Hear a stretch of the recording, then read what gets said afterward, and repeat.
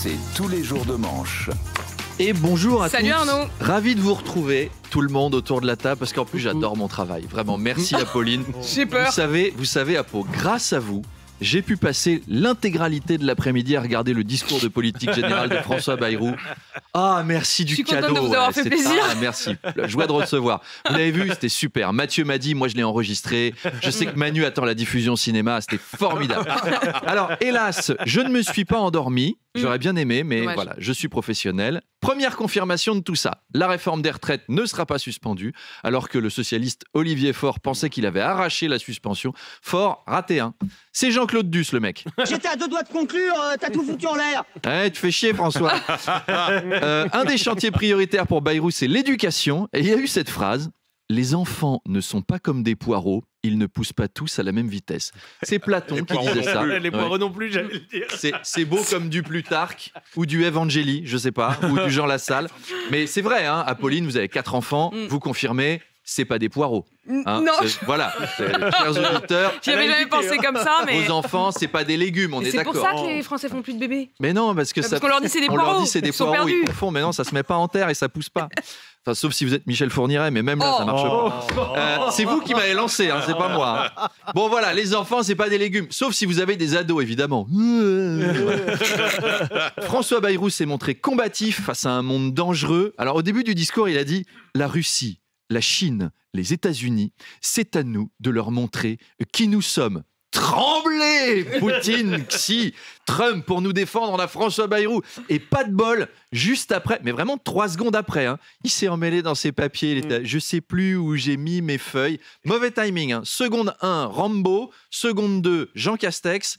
Poutine, il a dû rigoler. Ça donnait un discours assez décousu, toutes ces feuilles mélangées qu'il ne retrouvait pas. Il était là, je m'engage à turber Poutine. Non, qu'est-ce que j'ai fait? Qu'est-ce que j'ai mis? Non, pardon. J'ai mélangé les pages. Je m'engage à massivement augmenter le budget de la défense pour perturber Poutine. Voilà, là, ça C'est fonctionne. mieux, Là, c'est mieux Arnaud. Gérald Darmanin veut réunir les 100 plus gros narcotrafiquants français dans une même prison de haute sécurité. Les portes du pénitence. C'est bien vendu comme truc. Si c'était une série Netflix, je regarderais quoi. Les 100 plus gros narcos. Top C'est 10. soit le bain de sang, soit ils vont nous créer le plus grand cartel de tous les temps. Dans tous les cas, ça va être du grand spectacle. Une prison remplie des pires trafiquants et patrons de cartels. On dirait le pitch d'un film de Luc Besson, mais bien écrit. Va falloir augmenter le salaire des matons. Hein. Être surveillant là-dedans, bon courage. Ça va être aussi risqué que femme de chambre pour l'abbé Pierre. Toll Story. Toll Story, très bien. Mais après, je comprends, vous voyez Manu, je comprends le côté marketing. On a eu les 100 plus grands tubes français, les 100 plus gros fous rires, mais les 100 plus grands narcos, ça c'est nouveau. Comment ils vont faire le classement? Salut les petits clous, c'est Marco Exta. Bienvenue dans le top 100 des narcotrafiquants de France. Alors, il perd 3 places et se classe à la 99e place. C'est Jojo la poudreuse de Bourg-les-Valences. Une entrée à la place 98 avec un jeune prodige, un crack de seulement 15 ans, c'est Youss la Chouf qui dépasse. Une femme, 97e, elle règne sur le 16e arrondissement. C'est Narine de Rothschild. Et le gros gadin de la semaine, c'est Pierre Palmade qui chute de 50 places depuis son incarcération. Allez, je file, je suis un peu speed. Bisous les petits clous, bonne nuit. Je vous laisse dans les bras de Morphine. À demain. Aïe, aïe. La nouvelle numérotation de la TNT est tombée, donc la chaîne parlementaire va remplacer C8. Oui, drôle d'idée de la part de l'Arcom. Va falloir se mouiller la nuque avant. Hein. Faut préparer le grand public à ça. Imaginez le fan de Hanouna qui appuie sur le bouton 8, comme d'habitude, et qui tombe sur un débat de l'Assemblée de la sous-commission aux affaires européennes sur la chaîne parlementaire. Il va y avoir des épidémies d'hémorragie cérébrale. Hein. Les hôpitaux saturés, comme pendant le Covid. Alors peut-être que Gérard Larcher va lancer une version parlementaire de TPMP. Voilà, avec Charles de Courson à la présentation. Bonsoir mes petites beautés. Bienvenue dans TPMP. Touche pas à mon parlement. Pour une grande soirée de Darka où nous débrieferons le discours de politique générale du Premier ministre. On en parle avec nos chroniqueurs. Gabriel Attal. Oui, François Bayrou qui a mis les fanzous de gauche en rassera total. En rassera total, je crois qu'on peut le dire, je vous l'accorde. m'accorde, mon cher Gabriel. Il y a eu du dos sur Olivier Faure. Il est reparti avec des nouilles dans le slip, le Gadjo. Allez, ce soir, vous vous trouverez face à Baba au restaurant du Sénat avec Gérard Larcher tous les jours face à un nouveau Baba. Aujourd'hui, c'est un Baba au Grand Marnier. Et tout de suite, on bascule chez Apolline de Malherbe avec une zoulette qui va vous faire kiffer, les chéris, Catherine Vautrin, Apolline Psartek pour cette interview de Pouf Malade. Et à demain. À demain. À demain. Demanche pirate, le face-à-face.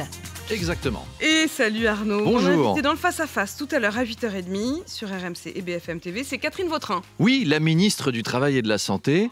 En tout cas, elle l'est ce mercredi matin à 7h23. Je ne peux pas garantir qu'elle le soit toujours à 8h30. Tout va super vite dans ce pays au niveau ministre. Ministre en France en 2025, c'est un peu comme démineur en Ukraine, si vous voulez. C'est un métier important, mais tu risques de sauter à tout moment. Car, suite au passionnant discours de François Bayrou hier, c'était passionnant. Vous avez écouté ? Je me suis régalé. Du rythme, du punch. Moi, j'avais envie de battre du pied en claquant des doigts en même temps. Charles, il est allé voir le rappeur Caris à Bercy samedi soir. Il m'a dit, à côté de Bayrou, Caris, c'est Chantal Goya. Bref. Suite à ce concerto, les Insoumis ont déposé une motion de censure. Alors, est-ce qu'elle va sauter, Catherine ? Est-ce que Olivier Faure, le patron du PS, va censurer ? Hier, il pensait arracher une suspension de la réforme des retraites. Finalement, il l'a pas eu. Hier soir, il a dit, la censure, je sais pas, on verra. Bref, il envoie du rêve. Pauvre Olivier Faure. Lundi, c'était le leader offensif de la gauche. Maintenant, plus personne le calcule. C'est Randall Colomwani au PSG. Oh. C'est le même.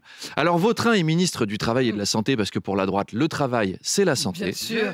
Travail, c'est la santé. Enfin, pas pour tout le monde à droite. Pour Nicolas Sarkozy, le travail, c'est d'éviter la santé. Et j'ai lu dans la presse que Yannick Noder, le ministre de la Santé et de l'Accès aux Soins, pensait... C'est qui celui-là ? Alors, c'est voilà, D'accord. santé, accès aux soins. D'accord. Il pensait pouvoir s'installer dans le grand bureau du ministère, sauf que Catherine Vautrin l'a déjà chopé. C'est un peu comme quand tu arrives devant les lits superposés au ski, que tu es là, je prends l'idiot, c'est moi. Et tout. C'est des gamins. Alors, RMC, on est plus adulte que ça. Apo, personne veut piquer votre bureau. Manu, lui, il est dans l'open space et il est content. Il est à côté de Perico Légas de chez Estelle Midi qui se réchauffe des tripes à la mode de Caen pour le petit-déj. C'est parfait. Donc, face à face avec Catherine Vautrin à 8h30, c'est prévu comme ça. Alors, ça peut peut-être faire comme aux urgences des hôpitaux. Peut-être qu'elle passera à 10h ou à 14h ou à 17h. Mais a priori, c'est 8h30. C'est ça qu'on a dit sur la feuille. Je vous fais attendre sur un brancard là, dans le couloir, histoire de faire un peu de vécu de la politique.